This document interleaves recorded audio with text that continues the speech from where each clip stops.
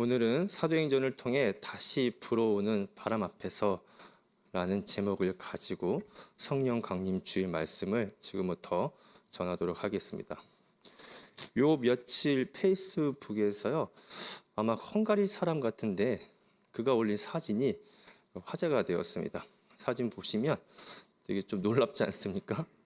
사진 왼쪽에 있는 얇은 나무 밑둥이 잘렸음에도 불구하고 수년간 죽지 않고 살아 있습니다. 옆에 있는 큰 나무가 두 팔을 벌려서 수분과 양분을 공급해 줬기 때문이라고 합니다.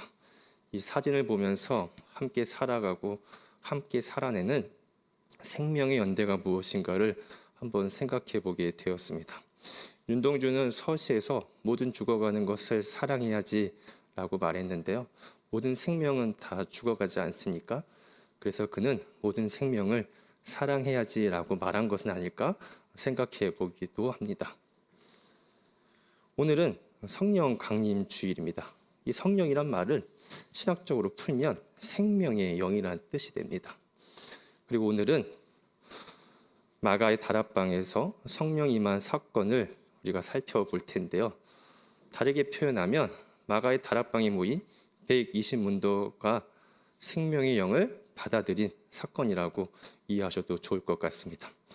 그렇다면 이 생명, 그리고 생명의 영을 받아들인다는 것은 도대체 어떤 의미이고 무슨 의미일지를 우리가 이 시간 함께 살펴보고자 합니다. 우선 본문의 배경을요, 대략적으로 한번 살펴본 후에 본문이 갖고 있는 그 의미들을 구체적으로 나눠볼까 하는데요. 오순절 당일날 오늘 사건이 발생하게 됩니다. 오순절은 유대인들이 유월절 이후에 50일 지난 후에 지키는 절기로서 구약에서는 초실절 또는 칠칠절이라고도 합니다. 이때는 곡식의 첫 열매를 수확해서 하나님께 바치는 제사를 드리게 되거든요. 마찬가지로 예수님께서는 부활 후에 40일 동안 제자들과 함께 하신 후에 승천하셨죠. 그리고 10일이 지난 오늘 50일째 되는 날, 그리고 오순절 날 여기 모인 120문도는 성령의 첫 열매가 됩니다. 오순절에 곡식의 첫 열매를 하나님께 바쳤던 것처럼 이 오순절 날 이 제자들은 성령의 첫 열매가 되어서 하나님 나라를 위해서 쓰임받게 됩니다. 그래서 아마 이 오순절을 강조한 것 같습니다. 그리고 오늘 본문에서 우리가 좀 신경 쓸 것이 하나 있는데, 여기 모인 공동체가 성령을 받고 성령 충만함을 경험하게 되는데요. 이때 조건이 하나 있습니다. 우리 오늘 읽은 앞장 1장 14절에 보면 이들이 어떻게 모여 있는가를 설명해 주거든요. 보면 이들은 다 같이 마음을 같이 해서 오직 하나님 나라를 위해서 기도에 힘썼다라고 합니다. 이럴 때 성령이 임하고 그들이 성령 충만함을 경험했다라고 하거든요. 그러니까 교회에 그냥 많은 사람이 모여 있다고 해서 그곳에 그 공동체에 성령이 임하고 그들이 성령 충만한 삶을 살아가는 것이 아니라 그들이요 모인 공동체가 한 마음을 가지고 서로 따뜻하게 친밀하게 결속되고 연결되어서 하나님 나라를 위해서 함께 온전히 기도할 때 그때 성령이 그곳에 임하고 그곳에서 그들이 성령 충만함을 경험할 수 있게 된다라는 것이 오늘 본문의 전제 조건이라고 할 수 있겠습니다. 그렇다면 이들이 오늘 성령 충만을 받았는데 이들 가운데 어떻게 성령이 임하게 됐을까요? 먼저 2절에 보니까 급하고 강한 바람 같은 소리가 그곳에 임했다라고 합니다. 이 바람을 어떻게 해석해야 될까요? 저 몇 년 전에 어떤 기독교 방송을 우연히 봤는데 미국이었어요. 여기서 우리 같이 집회를 하는데 바람이 불더라고요. 안 가봐서 잘 모르겠지만 그곳에 부는 바람은 우리 같은 산들 바람은 아니겠죠. 허리케인, 토네이도 이런 걸 텐데 그럼 막 피해야 되잖아요. 근데 그 집회 인도하시는 분이 뭐라고 하냐면 지금 급하고 강한 성령의 바람이 여기 불고 있다라고 합니다. 보는 제가 다 불안했습니다. 빨리 대피해야 되는데 과연 이런 것이 급하고 강한 바람 그 모습일까 한번 생각해 보게 됩니다. 물론 그런 현상이 있었겠지만 오늘 이 성서가 말하고자 하는 바람은 은유적 표현이라고 이해하시면 좋겠습니다. 이 바람이라고 하는 단어는 구약의 언어인 히브리어에서는 루아흐라고 하는 단어를 쓰고요. 신약의 언어인 헬라어에서는 푸뉴마라고 하는 단어를 쓰게 됩니다. 둘 다 뜻이 똑같아요. 바람인데 이 단어들은 바람 외에 또 다른 뜻을 갖고 있습니다. 그것은 생명이라고 하는 의미입니다. 원래 유대인들은 그 언어적 통찰력이 뛰어나지 않습니까? 그래서 사람이 죽었는지 살았는지 우리처럼 어떻게 해요? 확인할 때 코에다가 손을 대면 들숨날숨을 통해서 바람이 통하면 살아있다는 것을 확인하지 않습니까? 그래서 그들한테는 이 바람이 통한다는 것은 생명이라고 하는 인식을 갖게 됩니다. 그래서 그들한테 이 바람은 생명이란 단어가 됩니다. 그래서 한번 생각해 볼 수 있겠습니다.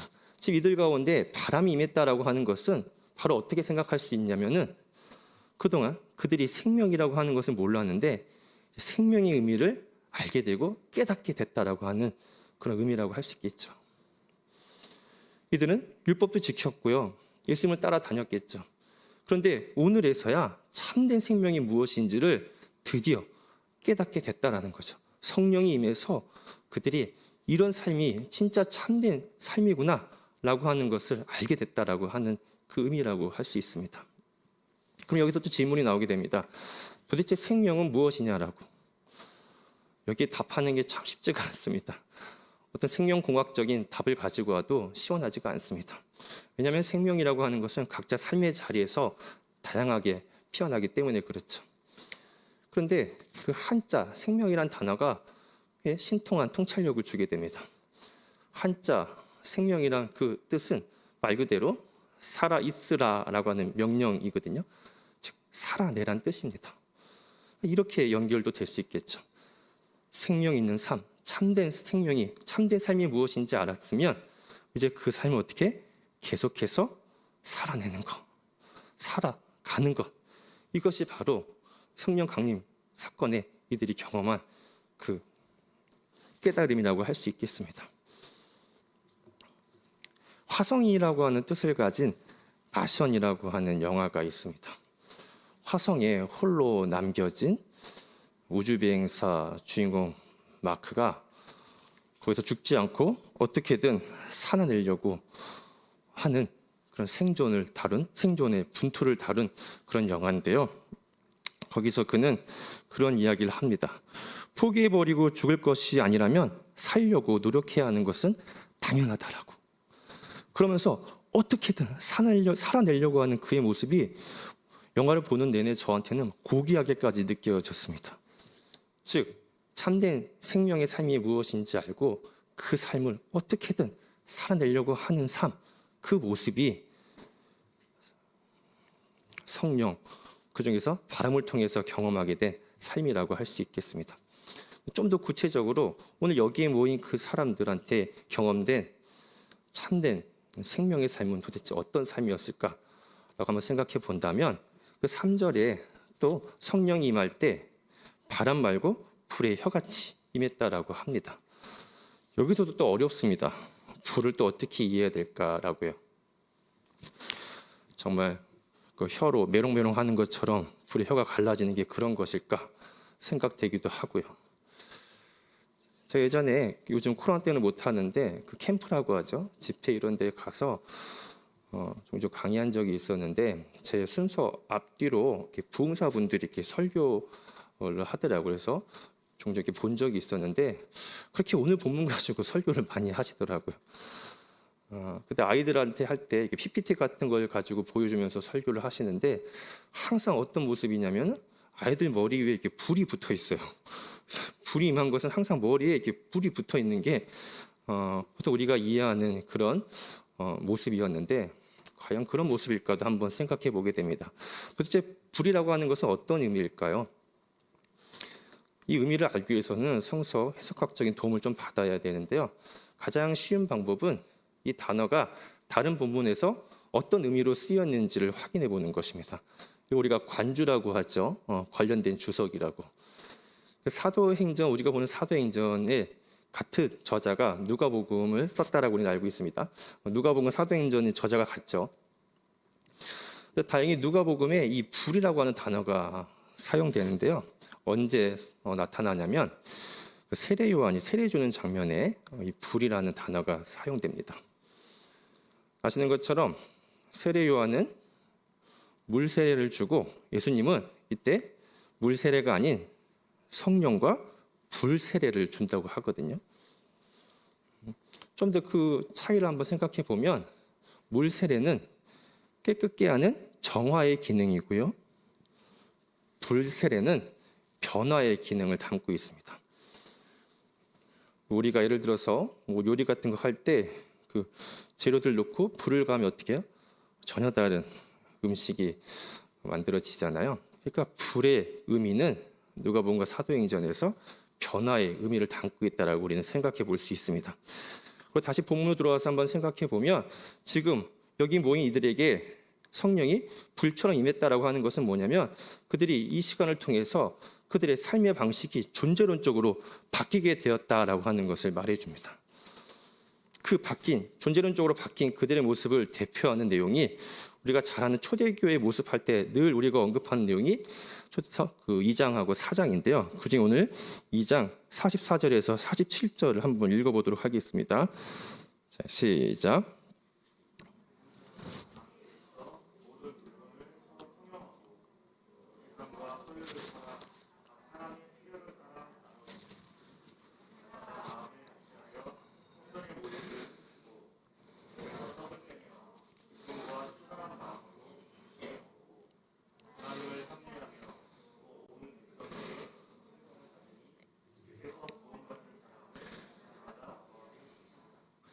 이 내용이 뭐 사회주의니 공산주의니 그런 말을 하는 게 아니고요. 이 초대교회가 삶의 방식이 바뀌었음을 보여주는 대표적인 모습을 말해줍니다. 이들은요, 우리처럼 그 전까지는 재산을 축적해서 또 축적된 재산이 나를 살린다라고 생각했겠죠. 우리도 그렇지 않습니까? 근데 이들이 이 성령 강림을 통해서 그들의 삶의 방식이 바뀌게 됐어요. 축적하는 게 아니라 어떻게 바뀌었습니까? 서로 나눠주고 베풀고 통용하는 그런 존재 방식이 바뀌어버리게 됩니다. 이것이 바로 성령 강림을 통해서 불의 모습으로 임한 그 결과라고 할 수 있습니다. 우리 교회도 선교적 교회를 지향하잖아요. 선교적 교회 모델로는 북미에 있는 교회들보다 영국 성공회를 많이 저희가 모델로 참조하고 있거든요. 그 영국 교회도 보면 우리랑 똑같았던 것 같아요. 예전에는 개교회 중심으로 성장과 부흥을 꿈꿨는데 그들이 이런 교회 모습으로 살아가는 것은 아닌 것 같다라고 자각하게 됩니다. 그러면서 그들은 2000년 초반에 선교적 교회 운동을 하나 하는데 그 내용이 Fresh Expressions of Church라고 해서 번역을 하면 교회의 새로운 표현이라고 하는 운동입니다. 즉 이들은 기존과 달리 교회가 성장하고 부흥하는 것에 집중하는 것이 아니라 교회의 존재 방식을 완전 바꿨어요. 즉 이웃과 더불어 함께 살고 지역을 섬기는 그런 교회의 모습으로 존재의 모습을 바꾸게 됩니다. 이걸 모르고 영국에 간 한국 교인들은 한탄합니다. 영국 교회 텅텅 비었다. 영국 교회 망했다라고 하지만 그렇지 않습니다. 잘 몰라서 그렇습니다. 그들 우리처럼 교회가 숫자가 많아지고 사람 많아지는 것에 관심을 갖는 것이 아니라 어떻게 해요?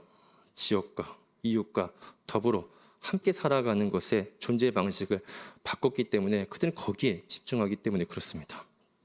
우리 교회도 선교적 교회를 지향하고 있으니 이런 모습으로 조금씩 더 다듬어져 가고 존재의 방식이 바뀌어가기를 바랍니다. 이렇게 바람과 불을 통해서 그들은 성령을 경험하게 된 다음에 그는 성령 충만함을 느끼게 됩니다. 이 성령 충만함을 받은 그들한테 나타나는 그 반응은 뭐였냐면 방언을 하게 된다는 것이죠. 또 이 사건은 또 이 본문은 마치 창세기에서 바벨탑 사건의 저주가 이제 풀린 그런 의미로 해석되기도 합니다.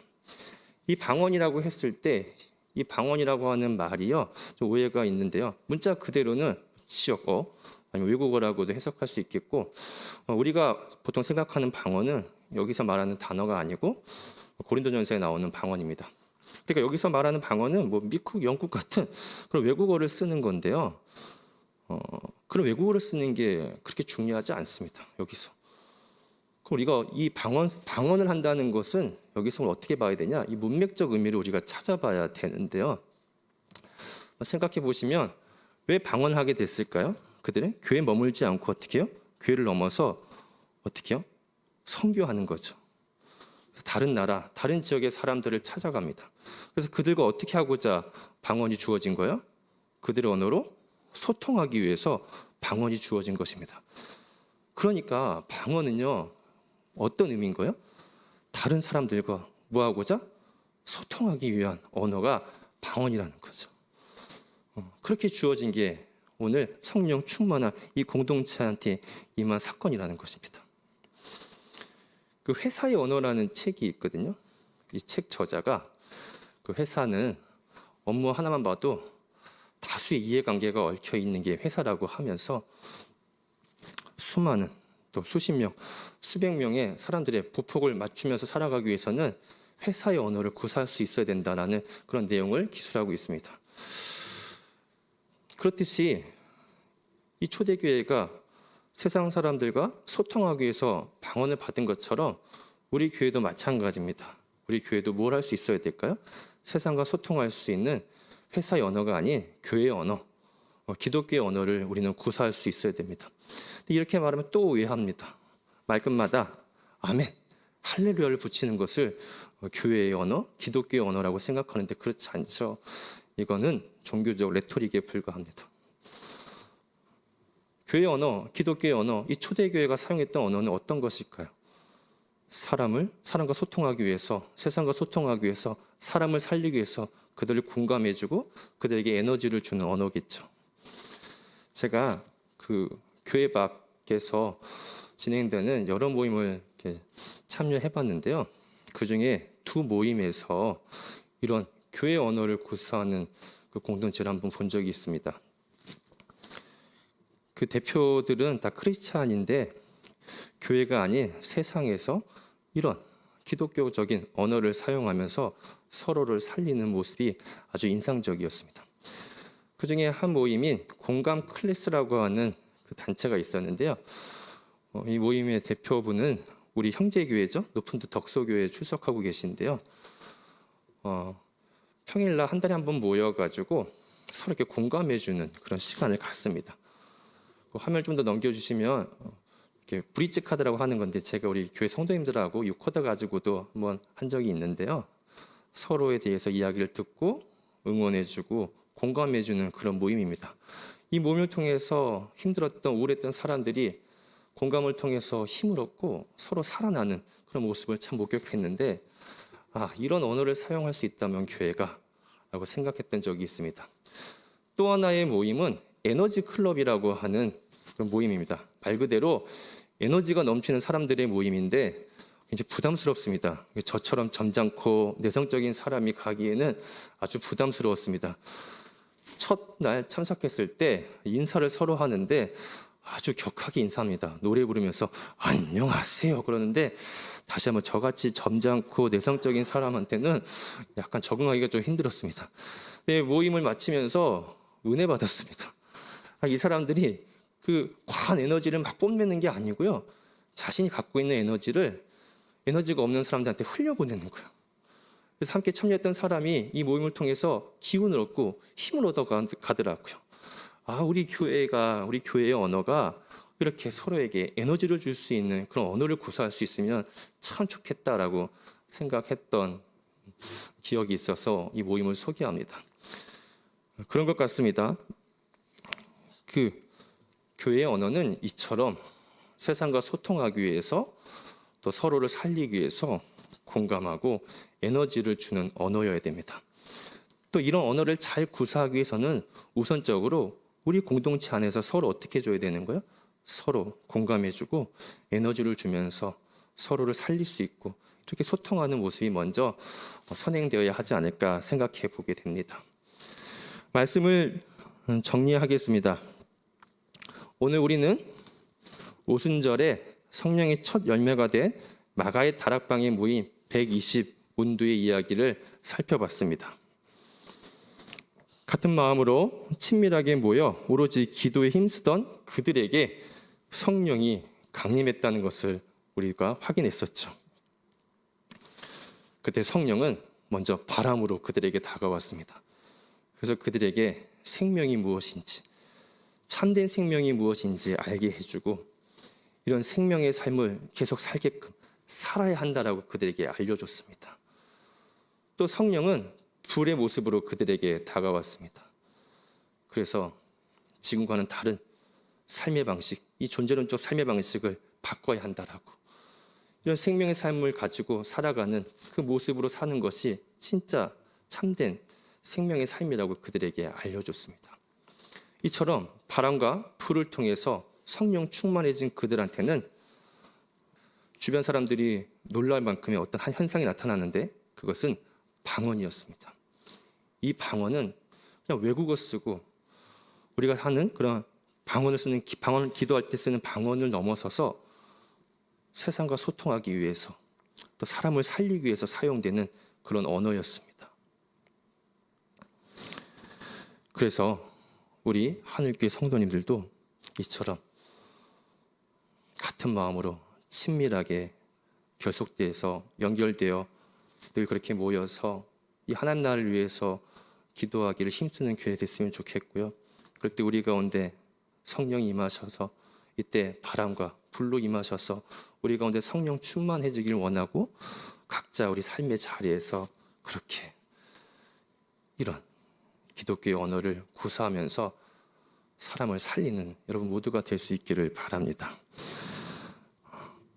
그렇다면 여러분 이제 다시 불어오는 이 성령의 바람 앞에서 어떻게 하시렵니까? 그 나의 문화유산 답사기에서 유홍준 씨가 이런 말을 합니다.